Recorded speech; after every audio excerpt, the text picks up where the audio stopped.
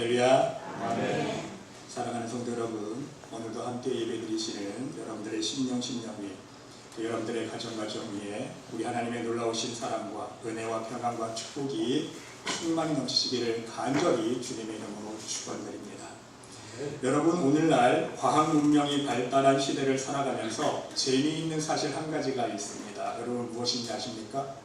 공부하지 않아도 모든 지식을 얻을 수 있다는 사실입니다. 그렇지 않아요, 여러분? 예전에는요, 뭐 하나 지식 얻으려면요, 도서관 찾아가서 책을 뒤적뒤적 해야 됩니다. 내가 책을 펴서 공부를 해야 지식을 습득할 수 있었는데요. 요즘에는 그럴 필요가 없어요. 어떻게 할 수 있습니까? 인터넷에 들어가서 요즘에 또 신조어가 생겼습니다. 구글링이라고 그러더라고요. 구글 홈페이지에 가서 모든 검색한 걸 구글링이라고 해요. 구글링 하면은 모든 정보를 다 검색할 수 있지 않습니까? 의료면 의료, 정치, 사회, 미술, 과학, 문화, 경제, 모든 자기가 얻고 싶은 정보를 얻을 수 있다는 사실입니다.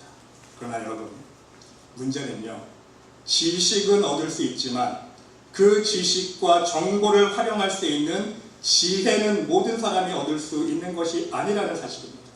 이해가 되세요?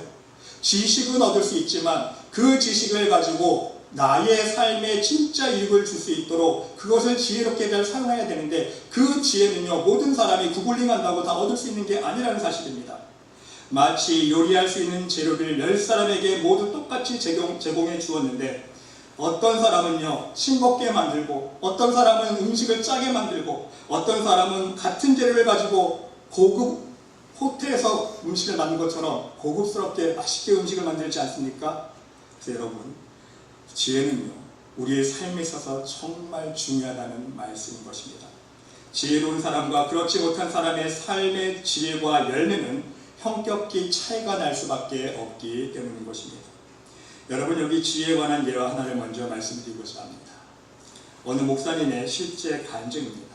이 목사님께서 부목사 시절에 사역하고 있던 교회에서 두 집사님 사이에 돈 문제가 생겼다고 합니다.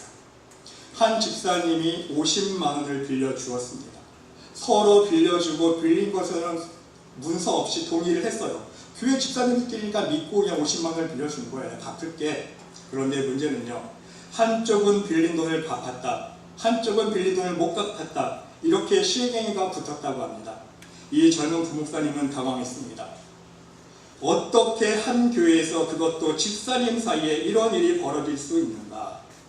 이 목사님 보기에는요, 두 집사님 다 믿음이 다 좋아 보이거든요. 다 신실해 보이거든요. 거짓말 사람이 아닌 것 같거든요. 근데 분명히 이렇게 실갱이가 붙은 거 보면 한 사람은 거짓말하고 있다는 거 아닙니까? 그래서 당황했어요. 이 문제를 어떻게 해결할 수 있을까? 당장 두 사람을 불러놓고 잘잘못을 가리고 싶었다고 합니다. 여러분이 만일 이 부목사님의 상황이라면 어떻게 해결하시겠습니까? 이 부목사님은요, 은퇴를 앞둔 담임 목사님께 도움을 요청했다고 합니다.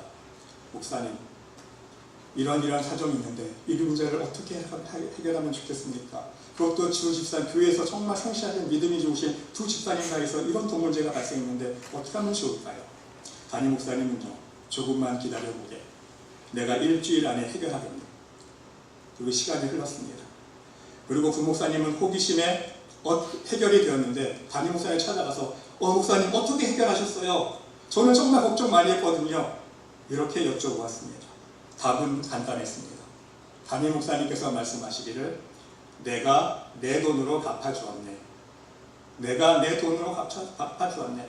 한쪽이 오해를 했건, 한쪽이 기억을 못해서 준 사람이 기억을 못했건, 받은 사람이 기억을 못했건, 잘잘못을 가리면 한쪽은 잃어버리게 된다네. 하지만 두 사람을 다 잃지 않기 위해서 내가 갚아주었네. 여러분, 그렇습니다.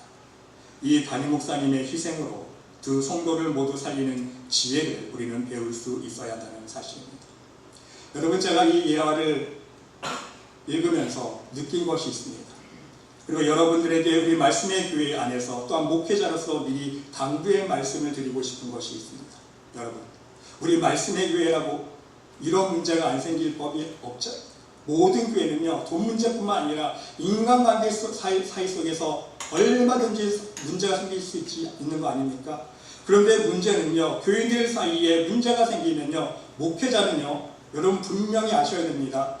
다른 목회자가 제 상황입니다. 제 답변을 말씀드리면 저는요 어느 한쪽 편도 아니라는 것입니다. 저는 먼저요 하나님 편이에요. 먼저는 하나님 편이고요. 그 다음에 여러분 모두의 편인 것을 여러분 믿으시기 바랍니다. 그게 제 마음이에요. 어느 한쪽 편도 아니에요. 저는요 목회자로서 어떤 마음을 품냐면요, 교회에 나와서 성실하게 신앙생활하고 열심히 봉사하는 사람을 보면요, 이 사람이 정말 더 겸손한 마음으로 교만하지 않게 열심히 하는 것 다 하나님 앞에 상달될 수 있도록, 왜? 교만하게 상달되면 자기 자랑하면 다 까먹으니까 겸손하게 더 잘할 수 있기를 바라는 마음뿐이에요. 또 어떤 성도가 실수를 하고 잘못을 하고 허물이 있어요. 그러면 어떤 마음인지 아세요? 부디 그 성도가 그 성도를 책망하고 비방하고 나무라는 것이 아니라 그 성도가 그 자기의 실수를, 자기 허물을, 자기의 연약함을 깨닫고 뉘우치고 앞으로 더욱더 좋은 믿음의 모습으로 자라나기를 바라는 것이 바로 저의 마음이라는 사실인 것입니다. 여러분, 과거는 중요하지 않습니다. 과거의 실수는 중요하지 않아요. 중요한 것은요, 현재 문제가 생기면 현재 발생한 문제 안에서 내가 하나님 관계 속에서 어떤 관계를 지금 맺어 나가는가, 이것이 중요한 거고요. 성도들 사이에서 마찬가지입니다. 지금 어떤 문제가 발생하면요, 과거의 문제가 중요한 것이 아니라 지금 내가 어떤 마음으로 서로의 마음을 풀고 관계 회복을 할 수 있는가, 바로 이것이 중요하다는 말씀인 것입니다. 여러분, 성도들 사이에 문제가 생겼을 때 제가 지혜로운 팁 하나 드립니다. 말로는 쉽지는 않은 건데 여러분 이 팁을 들으시고 여러분들 한번 노력해 보시기 바랍니다. 어떤 성도가 내가 불편한 관계에 있습니다. 어떤 문제가 생겼어요. 그러면요, 어떤 마음 자세를 가질 수 있어야 되는가? 그럴 수 있지. 어떻게 그럴 수 있을까가 아니라 그럴 수 있지. 왜? 그럴 수밖에 없는 상황이 있었겠지. 내가 그 사람 입장이 아니잖아요. 그렇죠? 내가 온전히 내 마음을 하나님만 여러분 아신다고 여러분 입버릇처럼 내뱉지요. 하나님만 내 마음 아시는 거예요. 내가 그 사람 마음을 어떻게 알고 그 사람의 상황과 뒷배경을 어떻게 합니까? 그렇죠? 몰라요. 근데 내 눈에만 보이면서 그것을 가지고 오해를 하고 한다는 것은요, 나에게도 문제가 있다는 거예요. 그럴 수 있지. 그럴 만한 상황이 있겠지. 이런 마음을 가지고요, 바로 상대를 이해할 수 있는 마음을 품을 수 있으시길 바랍니다. 더 나아가서 여러분들이 영적으로 소숙한 사람이라면 이런 마음까지 가질 수 있어야 돼요. 영적으로 보실 수 있어야 돼요. 그 사람이 나에게 아무리 안 좋은 비방을 하고 시기를 하고 시험거리를 주더라도요, 그 사람의 그 모습을 보지 말고 그 사람의 뒷배경, 영적인 모습을 보면요, 바로 예수님의 마음을 품을 수 있게 된다는 거예요. 야, 저 사람 마음속에 저렇게 마음 아픈 상처가 있으니까 저렇게 할 수밖에 없었겠구나. 저 사람의 삶의 평생을 살아온 저런 삶의 그 흔적들을 보니까 그 사람의 성격이 그럴 수밖에 없겠구나. 더 나아가서 하나님 보실 때에 그 사람이 그러한 영적인 모습을 가지고 있으니까 그렇게 말하고 그렇게 행동할 수밖에 없었겠구나. 그 영적인 뒷배경을 바라볼 수 있다면요, 이해할 수 있다면요, 얼마든지 우리는요, 그럴 수 있지. 그럴 수밖에 없었던 상황이 있었겠지. 이런 마음을 품게 되면요, 모든 문제가 풀릴 수 있다는 사실입니다. 이것이 바로 성도들 사이에 발생한 문제를 해결할 수 있는 지혜의 방법이라는 사실입니다. 여러분, 이렇듯이 지혜는요, 정말로 중요합니다. 우리의 삶의 필수 조건이라는 사실입니다. 우리는요, 우리 하나님의 자녀들에게는 인간의 지혜가 아닌 바로 하나님 주시는 지혜가 필요하다는 말씀인 것입니다. 여러분, 왜입니까? 왜 하나님의 지혜가 필요합니까? 간략하게 세 가지 이유를 말씀드리면요, 첫 번째는요, 이 세대를 온전히 분별하기 위해서입니다. 여러분, 무엇이 하나님 보시기에 선한 길인지 악한 길인지 인간의 눈에는요, 하나님께 악한 것도 선하게 보이기 때문인 것입니다. 하나님 보시기에는 분명 아닌 거예요. 악한 길인데 사람의 눈으로 보니까 선하게 보여요. 그러고 끌려갑니다. 여러분, 잠언 14장 12절 말씀처럼 어떤 길은 사람 보기에 바르나 그랬어요. 사람의 생각과 판단에는 바르게 보이지만 필경은 어떤 길이라고요? 사망의 길이니라. 하나님 보실 때는 아니라는 거예요. 반대 경우도 있습니다. 하나님 보시기에 선한 것이 악하게 보일 수 있기 때문이에요. 하나님 보실 때는요, 정말 바른 모습인데 사람의 교만과 욕심, 제가 2주 전에 시험에 대한 오해에 대해서 설명했습니다. 그때 말씀드린 것처럼 내 기준으로만 보니까 내 교만의 수건, 내 욕심의 수건, 내 미움의 수건만 틀을 쓰고 그 사람을 바라보니까 그 사람이 이해가 안 되는 거예요. 이해가 되십니까? 바로 상대방 입장에서 이해할 수 있어야 한다는 사실인 것입니다. 여러분, 오늘 본문 말씀 잠언 9장 10절 말씀, 여호와를 경외하는 것이 지혜의 근본이요 거룩한 자를 아는 것이 명철이니라. 여러분, 너무나 유명한 말씀 아닙니까? 다 아는 말씀입니다.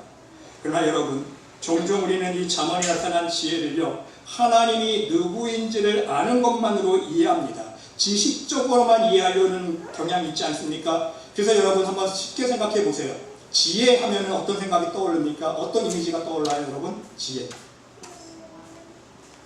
지혜하면 어떤 이미지가 떠올라요? 똑똑한 거, 그렇죠. 지식이 많고 영리하고 두뇌 회전이 빠르고 명석하고 영민하고 쉽게 알아듣고 빨리 깨닫고, 그렇죠. 지혜하면 이런 이미지들이 떠올리죠. 근데 여러분, 이러한 것들은요 바로 하나님의 말씀을 잘못 이해하고 있어요.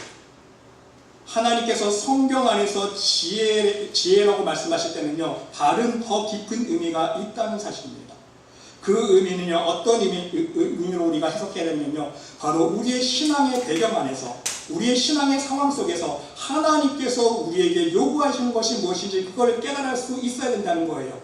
여러분, 세상이 이해하는 지혜는요 이 땅에서 만나게 되는 어려움, 위험, 위기들을 예지할 수 있는 능력입니다. 혹은 좋은 선택, 바른 길을 알아내는 능력으로 이해될 수 있어요. 똑똑하고 스마트한 이미지이지만 성경에서 말하는 지혜를 다시 한번 정해드리면요, 하나님께서 말씀하시고 가져가는 지혜의 의미는요, 삶 속에서 경건한 선택을 할 수 있게 하는 능력을 뜻하고 있는 거예요. 이해가 되십니까? 우리의 삶 속에서 경건한 선택을 할 수 있는, 바로 하나님 뜻대로 선택할 수 있게 하는 능력을 뜻하는 게 바로 지혜라는 거예요. 매 순간 삶 속에서 하나님의 뜻을 선택할 것인가, 세상과 인간의 뜻을 선택할 것인가, 매 순간 선택의 순간마다 하나님의 뜻을 선택할 수 있도록 이끌어주는 능력이 바로 진정한 지혜라는 말씀인 것입니다. 이러한 개념을 가지고 오늘 10절 말씀을 다시 한번 우리가 재해석해보면요, 이렇게 말씀드릴 수가 있습니다. 여호와를 경외하는 것이 우리의 삶 속에서 경건한 선택을 할 수 있는 능력의 시작이며 근본입니다. 이렇게 해석할 수가 있는 거예요. 이해가 되십니까? 그게 바로 지혜라는 것입니다. 그리고 이 말씀이 우리들에게 주고자 하는 원래의 메시지는요, 경건한 선택을 할 수 있는 능력은 어디로부터 오는가입니다. 그 답은 무엇입니까? 바로 여러분, 그 답은요, 하나님을 경외하는 진실한 믿음에서 온다는 사실인 것입니다. 그럼 여러분, 지혜란 무엇인가? 바로 하나님을 경외함으로 그분의 뜻을 따라 선택하며 바르게 결정하는 능력이 바로 지혜인데, 이 지혜는요 다른 말로 표현하면 믿음이에요. 동의한 거예요. 이해가 되세요? 우리의 삶 속에서 하나님 뜻대로 잘 분별해서 선택하는 능력, 그것이 뭐예요? 지혜인데, 그걸 다시 한번 바꿔서 생각해 보세요. 그게 믿음이라는 거예요. 쉽죠? 그렇죠? 지혜는요 바로 믿음입니다. 다시 말씀드리면 영적인 분별력이에요. 할렐루야. 영적인 분별력이 있느냐 없느냐, 이것은요 하나님의 지혜가 있느냐 없느냐, 믿음이 있느냐 없느냐의 차이라는 거예요. 어떤 상황을 마주했을 때에 이 상황이 정말 하나님 보시기에 바른 상황인가 아닌 상황인가, 이것을 분별할 수 있어야 되고요, 이 상황 속에서 이것을 나에게 지금 하나님이 나에게 연단하시는 상황인지 사단이 테스트하고 있는 상황인지 분별할 수 있어야 되는 거예요. 근데 그 분별력의 답은요 바로 나에게 있다고 말씀드렸습니다. 여러분, 결국 지혜가 필요한 가장 큰 첫 번째 이유는요, 하나님의 뜻을 바르게 분별하고 그 분별에 따라 결정을 내려서 하나님 뜻대로 순종하는 삶을 살기 위함이라는 것입니다. 그리고 두 번째 지혜가 필요한 이유는요, 선으로 악을 이기기 위해서입니다.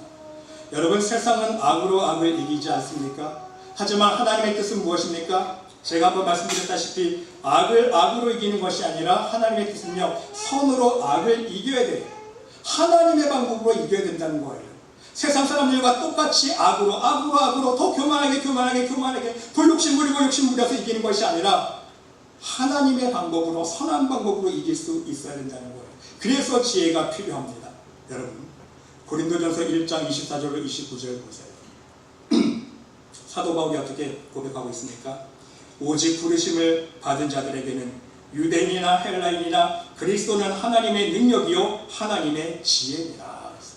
바로 예수 그리스도가 하나님의 능력이요 하나님의 지혜인데, 하나님의 어리석음이 사람보다 지혜롭고 하나님의 약하심이 사람보다 강하니라. 형제들아, 너희를 부르심을 보라. 육체를 따라 지혜로운 자가 많지 아니하며 능한 자가 많지 아니하며 문벌 좋은 자가 많지 아니하도다. 그러나 하나님께서 세상의 미련한 것들을 택하사 지혜 있는 자들을 부끄럽게 하시려고 세상의 약한 것들을 택하사 강한 것들을 부끄럽게 하려 하시며, 하나님께서 세상의 천한 것들과 멸시받는 것들과 없는 것들을 택하사 있는 것들을 폐하려 하시나니, 이는 아무 육체도 하나님 앞에서 자랑하지 못하게 하려 하십니다. 왜 하나님께서 이렇게 하십니까? 바로 모든 사람들로 하여금 자랑하지 못하게 하기 위해서. 그래서 하나님의 지혜로 세상을 부끄럽게 만듭니다. 세상 사람들에 대해서는요, 하나님께서요, 세상 사람들이 보면서 뭘 깨달을까요? 야, 내가 이렇게 똑똑한데, 내가 이렇게 명문 대학을 졸업했는데, 저 사람은 공부도 제일 못했는데 하나님께 기도하니까 나보다 더 잘 나가네. 그렇죠? 세상 사람들로 하여금 하나님의 지혜가, 하나님의 능력이 더 우월하다는 것을 보여주기 위해서, 부끄럽게 하기 위해서 세상 사람들로 하여금 그렇게 보여주신다는 거예요. 반대로 우리 믿음의 사람들에 대해서는요, 내가 한 게 아니잖아. 하나님의 지혜로, 하나님의 능력으로 한 것이기 때문에 내 자랑할 수 있어요? 교만할 수 있어요? 겸손해야 돼요. 겸손하게 만들기 위해서. 여러분, 모든 사람들로 하여금 아무 육체도 하나님 앞에서 자랑하지 못하게 하기 위해서 반드시 우리는요, 하나님의 지혜로 이 세상을 극복해 나가며 살아갈 수 있어야 되는 사실입니다. 그리고 세 번째로는요, 하나님의 지혜가 필요한 이유는 하나님 나라를 진정 깨닫기 위해서입니다. 여러분, 지혜가 없으면 천국 복음을 들어도 이해할 수 없고 깨달을 수 없기 때문인 것입니다. 더 나아가서 지혜가 없으면요, 하나님의 천국 복음이 믿어지지 않기 때문인 것입니다. 여러분, 마태복음 13장 14절로 16절 말씀 보세요. 이사야의 예언이 그들에게 이루어졌으니 일렀으되 너희가 듣기는 들어도 깨닫지 못할 것이요 보기는 보아도 알지 못하리라. 이 백성들의 마음이 완악하여져서 그 귀는 듣기에는 둔하고 눈은 감았으니 이는 눈으로 보고 귀로 듣고 마음으로 깨달아 돌이켜 내게 고침을 받을까 두려워함이라 하였느니라. 그러나 너희 눈은 봄으로 너희 귀는 들음으로 복이 있도다. 하나님 주시는 지혜가 없으면요, 다시 말씀드리면 하나님 주시는 믿음이 없으면요, 바로 천국 복음을 들어도요 믿어지지가 않는 거예요. 귀가 막히는 거예요. 눈이 가려지는 거예요. 깨달음이 없는 거예요. 그러니까 복음을 등지고 거부하게 되는 영혼이 된다는 사실인 것입니다. 더 나아가서 여러분, 요한복음 6장에서 예수님께서 회당에서 유대인들에게 말씀을 가르치시면서 어떤 사건이 벌어집니까? 하늘의 영의 양식에 대해서 예수님께서 가르침을 주시지 않습니까? 야, 얘들아, 내 살은 참된 음식이야. 내 살은 참된 양식이야. 내 살을 먹고 내 피를 마시면 너희들 영원히 죽지 않아. 나를 먹는 그 사람은 나로 말미암아 다시 살 수 있어. 나는 하늘에서 내려온 떡이야. 이 떡을 먹으면 너희들 영원히 살 수 있어. 이럴 때 해당에서 말씀을 듣던 유대인들, 많은 사람들이 어떤 마음을 품습니까? 그것도 제자라고 표현하고 있어요. 말씀을 보니까 제자 중 여럿이 듣고 말하되 이 말씀이 어렵도다. 누가 들을 수 있느냐 한데 말씀이 이해가 안 되는 거예요. 예수님께서 나는 참된 양식이라고 내 살을 뜯어 먹으려 하니까는 왜? 어떻게 예수님의 살을 뜯어 먹지? 예수님의 피를 먹지? 우리가 식인종인가? 그렇죠? 이 말이 영적으로 이해가 안 되는 거예요. 예수님께서 스스로 제자들이 이 말씀에 대하여 수군거리는 줄 아시고 이르시되 이 말이 너희에게 걸림이 되느냐? 그러나 너희 중에 믿지 아니하는 자들이 있느니라. 지금 예수님의 말씀을 듣는 자들 중에는요, 제자 중이라고 했어요. 예수님의 기적을 체험하고 예수님의 능력을 체험하고 믿고 따르겠다고 많은 사람들이 몰려왔는데 그들 중에서도 믿지 않은 자들이 있다 이거예요. 그리고 예수님은요, 예수께서 믿지 아니하는 자들이 누구며 자기를 팔 자가 누구인지 처음부터 아심이로라. 또 가라사대 가라사대 이러함으로 전에 너에게 말하기를 내 아버지께서 오게 하여 주시지 아니하시면 누구든지 내게 올 수 없다 하였노라 하시니라. 이러므로 제자 중에 많이 물러가고 다시 그와 함께 예수님과 함께 다니지 아니하더라. 예수님께서 가르쳐주신 말씀에 시험 들어서 이해가 안 되니까 이제는 어떤 반응이 보여집니까?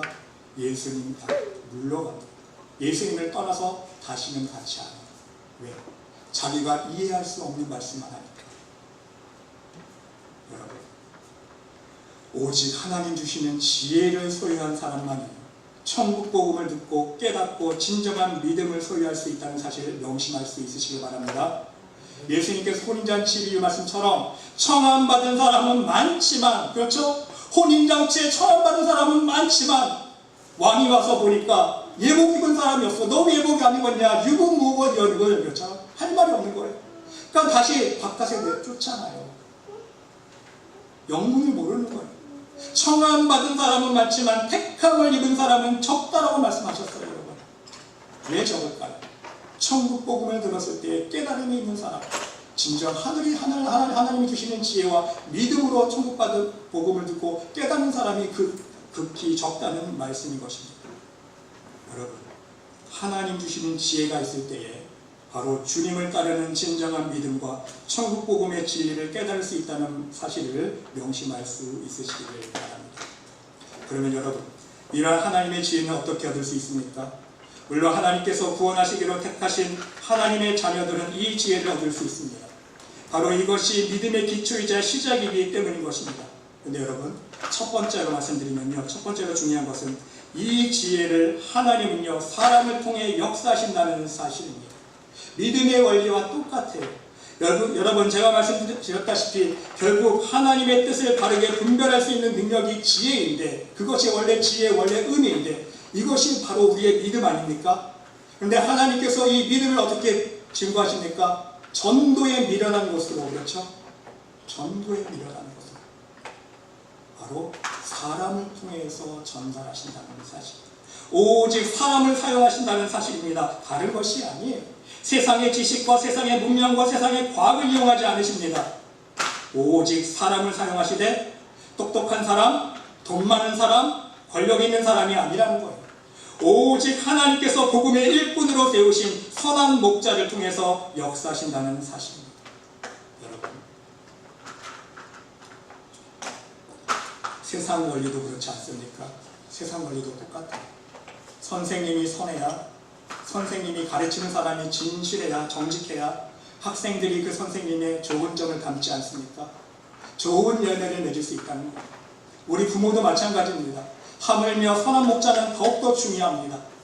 한 영혼을 진정으로 생명으로 인도하느냐, 사망으로 인도하느냐, 한 영혼을 죽이느냐, 살리느냐의 문제이기 때문인 것입니다.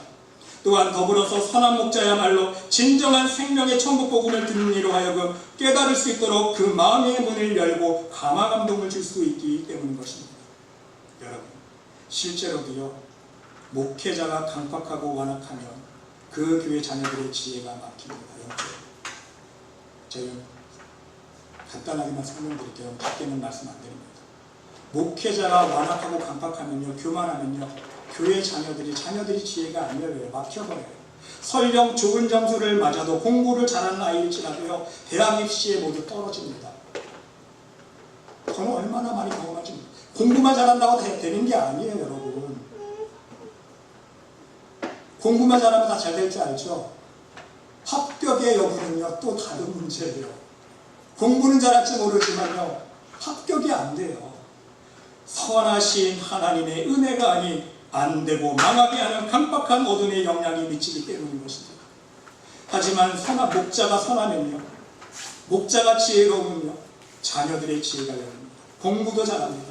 설령 점수가 조금 모자라도 하나님의 은혜로 기도하고 간구한 대로 좋은 결과를 맺는 축복의 열매를 맛보게 된다는 사실입니다. 왜?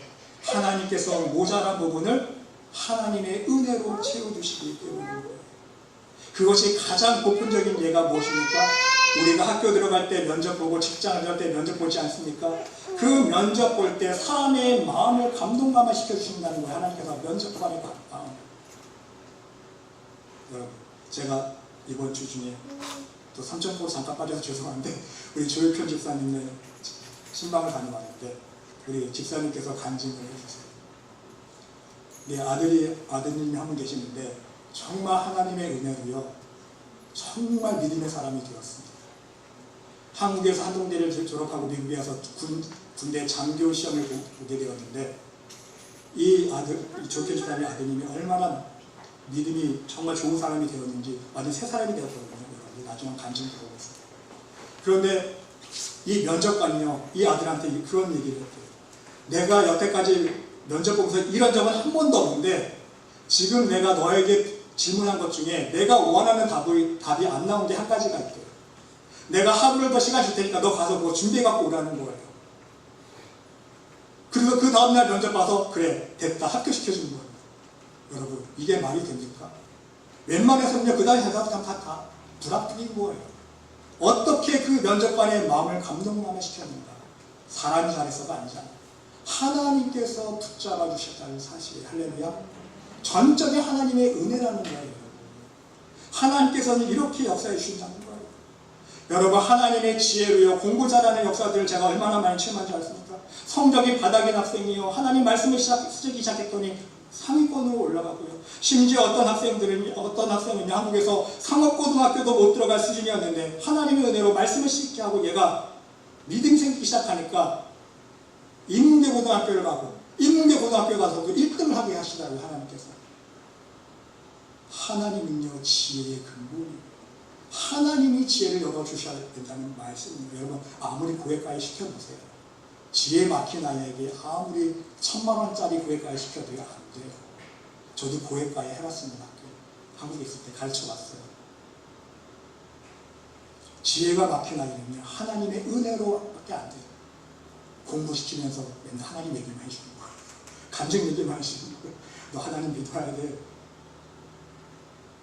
그 아이 속에 믿음을 심어주고 그 마음이 풀어지고 지혜가 열리니까요 전혀 공부가 잘 되더라고요. 할렐루야. 여러분 두 번째로 지혜를 얻을 수 있는 방법은요 산수를 잘할 수 있어야 됩니다. 뺄셈 덧셈을 잘할 수 있어야 돼요. 한번 따라해 보세요. 산수를 잘하자. 하나님의 지혜를 얻을 수 있는 방법은요 우리의 삶 속에서 우리가 덧셈 뺄셈 기본적인 산수를 잘할 수 있어야 됩니다. 지혜는요 우리의 삶과 무관하지 않음을 우리는 알 수 있어야 한다는 사실입니다. 여러분 단지 하나님께 구하면 주시는 것이 아니라는 거예요. 지혜는요. 만약 그렇다면 구하는 사람에게 다 지혜를 주신다면 여러분 생각해 보세요. 믿음의 자녀들이 가지고 있는 부모들이 다 기도하면 믿음의 자녀들이 다 1등해야 되잖아요. 그렇죠? 생각 안 해보셨어요? 무조건 구했다고 주시는 게 아니에요. 지혜는요 우리의 믿음과 우리의 삶과 연관되어 있다는 거예요. 어떤 부분에서 하나님께 드리고 남에게 주고 베푸는 삶을 사는 만큼 지혜가 열리는 거예요. 이것이 바로 하나님의 축복의 원리이자 바로 지혜를 열어주시는 원칙이라는 거예요. 여러분 세상이 주는 지혜는요 나를 교만하게 만들고 나로 하여금 욕심부리면서 살게 합니다. 남에게 피해만 주는 결과를 맺어요. 세상이 주는 지혜는요. 하지만 하나님의 지혜는요 나를 겸손하게 만들고 남에게 유익을 주는 결과를 맺히는 차이가 있다는 사실입니다. 그런데 그 하나님의 지혜를 얻을 수 있는 방법 중에 하나가 바로 베푸는 삶이라는 거예요. 덧셈 뺄셈을 잘해야 돼요. 그러기에 우리는 우리 삶 속에서 주고받는 이 셈을 잘 적용할 수 있어야 한다는 사실입니다. 쉽게 설명드려서 예를 들면요 줄 줄 모르고 받기만 하면 정상적인 셈입니까? 인간적으로도 아니죠. 그렇죠? 줄 줄은 모르고요 받기만 하는 거예요. 세상적인 이득이 되는 셈은요 계속 받기만 하는 것입니다. 계속 받기만 하니까 1개 쌓여 2개 쌓여 10개 쌓여 100개 쌓여 계속 받기만 하니까 욕심이 점점 쌓여서 영혼이 점점 혼미해집니다. 결국 지혜가 막힙니다. 하나님 보시기에는 셈을 못하는 거예요. 산수 점수가 빵점인 거예요. 여러분 하나님의 산수는요 적어도 받은 만큼은 줄 수 있어야 한다는 거예요. 그런데 사람들은요 받기만을 좋아하고 주기를 싫어합니다. 그래서 공짜를 좋아합니다. 여러분 공짜 싫어하는 사람 없잖아요. 다 공짜를 좋아하는데 공동 생기면 좋아하고 공짜로 무엇인가를 얻으면 신나합니다. 누가 오늘 나 밥 한 끼라도 사주면 오늘 점심값 굳었다고 좋아합니다. 그렇죠? 1개 받으면 1개는 내보내야 되는데 한 개 받으면 두 개 받고 싶고, 두 개 받으면 10개 받고 싶고, 그게 인간의 마음 아닙니까? 하나님 앞에도 똑같아요.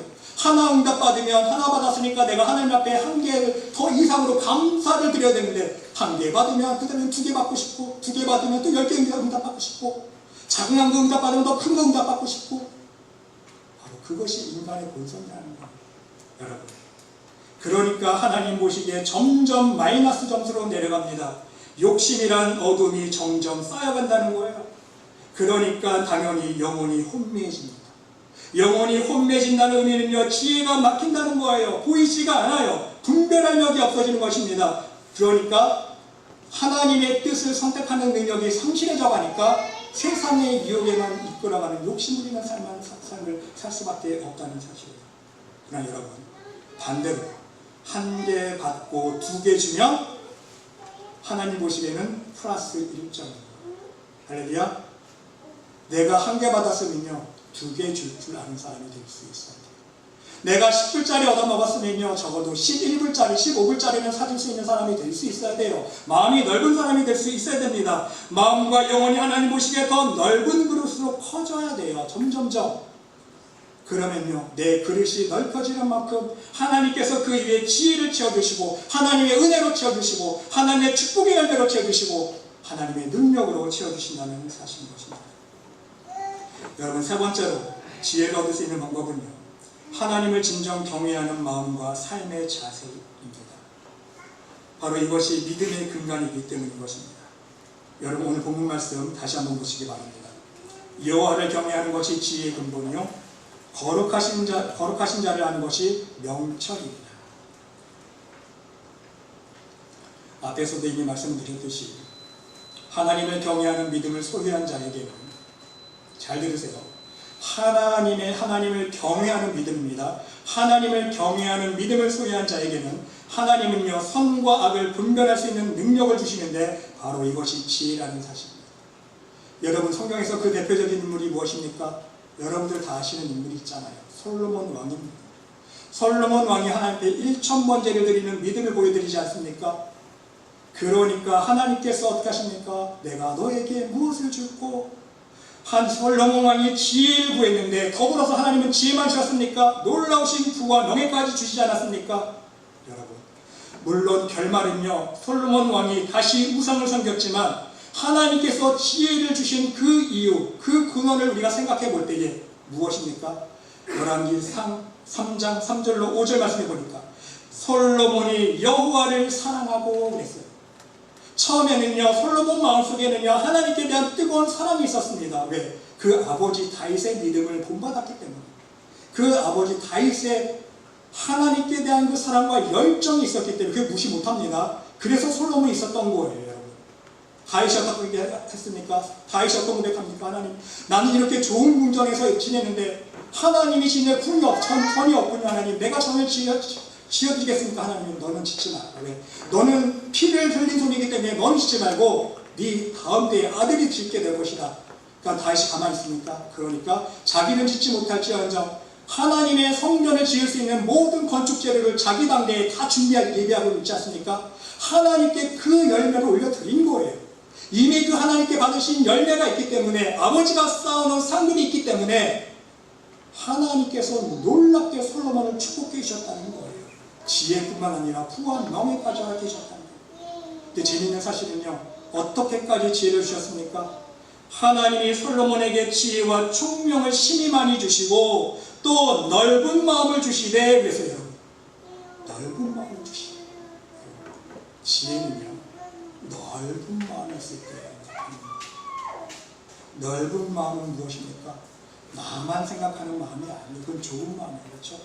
나만 생각하고 내 입장에서만 생각하니까 쉽게 오해를 하는 거예요. 여기서 더 넓은 마음을 가진 사람은 내 옆에 있는 사람의 마음을 이해하고 그 사람의 상황을 이해할 수 있는 사람이에요.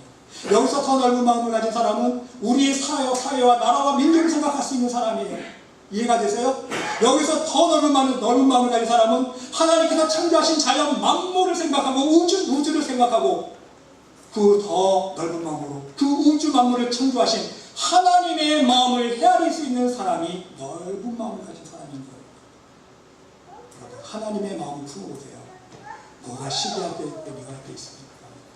인간인지라 잠시 그런 감정을 품을 수 있어도요, 다시 기도하면서 주님의 마음으로 돌아가면요, 모든 것을 우리가 극복할 수 있다는 사실인 것입니다. 근데 재밌는 사실은요, 솔로몬의 지혜가 동쪽 모든 사람의 지혜와 애굽의 모든 지혜보다 뛰어난지라 그가 잠언 3000가지를 말하였고 그의 노래는 1005편이며 초목에 대하여 말하되 레바논의 백향목으로부터 담에 나는 우수초까지 하고 모든 나무의 종류를 다 꿰뚫었다는 거예요. 그가 짐승과 새와 기어다니는 것과 물고기에 대하여 말한지라. 여러분 신기하지 않습니까? 하나님이 창조하신 자연만물, 짐승들, 새, 하늘에 날아다니는 모든 종류의 새들, 땅에 기어다니는 곤충들, 파충류들, 바닷물 속에 사는 모든 물고기들, 종류들, 이런 것들에 대해서 다 관하여 말한지라, 논하였다는 거예요. 박사처럼. 어떻게 이런 지혜를 얻을 수 있을까? 하나님께서 넓은 마음을 주셨기 때문에, 하나님의 마음을 품으니까 하나님께서 창조하신 자연 만물이 보이기 시작하는 거예요. 이해가 되고 깨달아진다는 거예요. 할렐루야. 이게 바로 하나님의 진정한 지혜라는 사실인 것입니다. 그렇습니다. 하나님을 진정 경외할 때, 그래서 그 살아가는 마음으로 예배의 삶을 살아갈 때, 말씀에 순종하는 삶의 예배를 올려드리는 사람들에게 하나님은요, 풍성하신 하나님의 지혜를 허락해 주신다는 사실인 것입니다. 그렇다면 여러분, 지혜의 중요성에 관한 예와 하나님의 말씀을 드리고 말씀을 정리하고자 합니다. 여러분들 유태인의 어머니들은요, 자녀들을 가르쳐 교육할 때에 반드시 이러한 질문을 한다고 합니다. 얘야, 만일 적군이 쳐들어와서 집에 불을 지르고 재산을 모두 훔쳐간다면 제일 먼저 너는 무엇을 갖고 도망갈 거니? 물어봅니다. 그럼 자녀들은 거의 대부분 똑같은 대답을 합니다. 여러분도 마찬가지일 거예요. 엄마, 저는 금을 먼저 가져갈 거예요. 돈을 가져갈 거예요. 아니, 감 나가는 물건부터 챙겨야죠. 이때 유태인 어머니는 다시 묻습니다. 그보다 훨씬 중요한 것이 있단다. 곰곰이 한번 다시 생각해보거라. 그것은 빛도 모양도 냄새도 없지만 가장 소중한 것이란다. 자녀들이 궁금증을 참지 못하고 엄마 답이 뭐예요? 빨리 말씀해 주세요. 가르칩니다. 이때 어머니는 이렇게 대답을 해줍니다. 얘야, 세상을 살아가면서 가장 소중한 것은 지혜란다. 세상의 금은 단 한 번 쓰면 없어지지만 지혜는 시련을 당할 때에 극복하는 길을 가르쳐주고, 지혜는 가난한 사람으로 하여금 부자로 만들어준다. 지혜는 보잘것없는 사람들에게 명예를 선물해주고, 지혜는 가장 중요한 하나님 나라 영생을 선물해준다. 여러분, 그렇습니다. 이스라엘이 나라를 잃어버리고 방황하면서도 희망을 잃지 않았던 것은요, 그 원동력은요 무엇입니까? 바로 이 하나님의 지혜를 소유하고 있었기 때문이라는 것입니다. 그런데 그 지혜의 원천은 무엇입니까? 하나님의 말씀인 성경이라는 사실입니다. 사랑하는 성도 여러분, 부디 여러분 모두도 하나님의 지혜가 넘치는 하나님의 택하신 믿음의 자녀들이 될 수 있으시길 바랍니다. 이것을 위해서 날마다 말씀 안에서 하나님의 뜻을 온전히 분별하며 깨닫는 지혜를 얻을 수 있으시길 바랍니다. 우리의 신앙의 가장 중요한 구원의 지혜, 그렇죠? 우리의 신앙의 가장 중요한 구원의 지혜는요, 바로 하나님의 말씀 안에서만 발견할 수 있고 깨달을 수 있다는 사실을 명심할 수 있으시기를 바랍니다. 성경은 그렇잖아요. 성경은 능히 너로 하여금 그리스도 예수 안에 있는 믿음으로 말미암아 구원에 이르는 지혜가 있게 하느니라. 여러분, 구원에 이르는 지혜 어디서 얻을 수 있어요? 성경에서. 왜? 그 성경에서 온전한 믿음이 태동되기 때문입니다. 믿음은 들음에서 나며 들음은 그리스도의 말씀. 믿음은요, 말씀에서 납니다. 여러분, 우리 말씀의 그릇, 하나님의 지혜가 풍성히 넘쳐서 여러분의 삶의 모든 계획들 속에 하나님의 축복과 생명과 형통의 길만 선택할 수 있으시기를 바랍니다. 그리고 더 나아가서 여러분들의 모든 자녀들에게도 이루 형용할 수 없는 놀라우신 하나님의 지혜의 역사들이 여러분의 자녀들의 삶 속에 날마다 일어날 수 있으시기를 간절히 주님의 이름으로 축원드립니다. 하나님,